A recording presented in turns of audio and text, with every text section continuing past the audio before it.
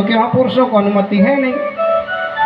भोले बाबा बोले मैं बन जाऊंगा गोपी, लेकिन ले चल किसी तरह से। बोली साड़ी पहननी पड़ेगी।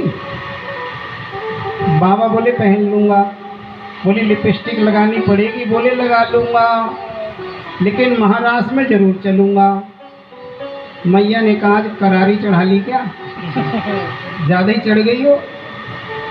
बोले ना आज तो वैसे ही नहीं घूटी, आज तो जरूर चलूंगा कुछ भी हो जाए।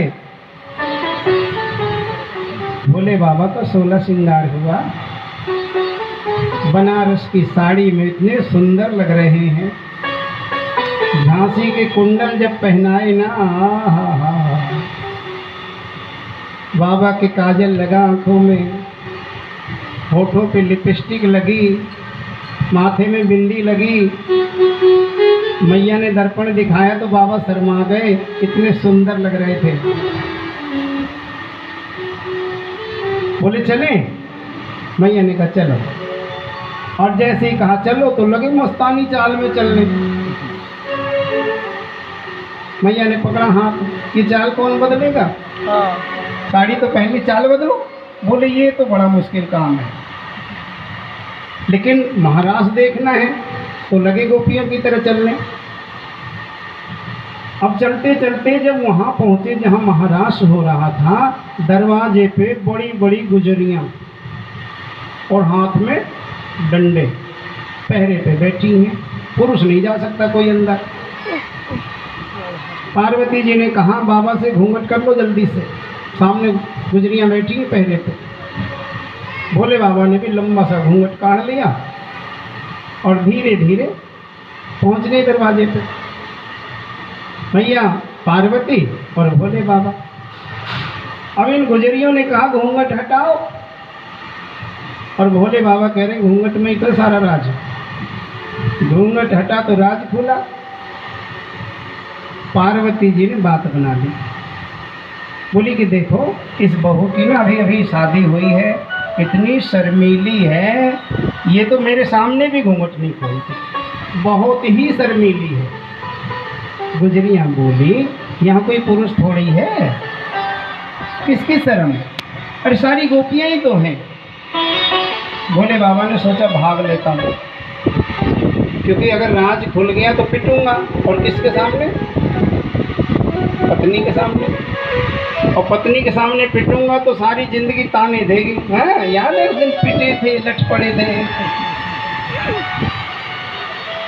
इसलिए सोच रहे भाग लेता हूँ, लेकिन पार्वती जी ने हाथ कस के पकड़ा हुआ है। धीरे से हाथ दबाया, चुपचाप खड़े रहो, मैं बात बना लूंगी। पार्वती जी ने कहा सुनो, एक तो इसकी बेचारी की ना नई नई शादी हुई है, दूसरा ये एक आंख से काणी है। और जैसे ही कहा एक आंख से काणी है तो गुजरियों ने भी कहा जाओ, क्यों बेचारी की हंसी उड़ाएं, कहा जाओ। और जैसे ही कहा जाओ तो लगे मस्तानी चाल चलने। भोले भाले भूल जाते हैं। और जैसे ही मस्तानी चाल चलने लगे फिर हाथ दबा, चाल बदलो अभी पकड़े जाओगे।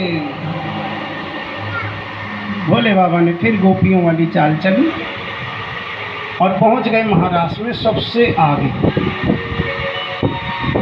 राधा रानी के साथ कन्हैया नाच रहे हैं और भोले बाबा बीच बीच में उठ के नाचने लगते हैं। पार्वती जी झटक देती हैं हाथ, बैठ जाओ, तुम्हारा नाच सब जानते हैं, तुम तो तांडव करते हो, बैठ जाओ चुपचाप, पकड़े जाओगे अभी। थोड़ी देर तक तो बैठे रहते हैं, फिर राधा रानी के साथ कन्हैया को नाचता देखते हैं और फिर खड़े हो जाते हैं। कन्हैया ने देखा क्या चक्कर है ये, एक गोपी नाचना चाह रही है और दूसरी गोपी पकड़ के बिठा रही है। लगता है भोले बाबा आ गए हैं और ये राज तो खोलना पड़ेगा। ये राज खुलेगा तभी तो इन गोपियों को भोले बाबा के दर्शन होंगे। इसलिए कन्हैया ने क्या किया, अपनी बांसुरी निकाली और होठों पे रख के लगे बजाने।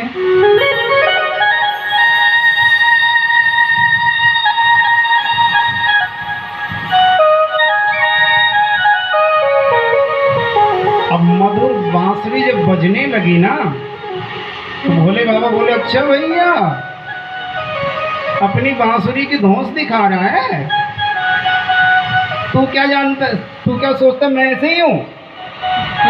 अरे मेरे पास भी है कुछ भैया। भोले बाबा ने साड़ी में से निकाला डमरू और लगे बजाने,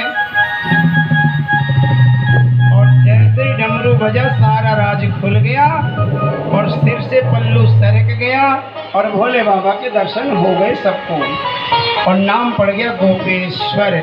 बोले गोपेश्वर भगवान की जय। तो देखो आज वृंदावन में भोले बाबा कैसे आए सज के।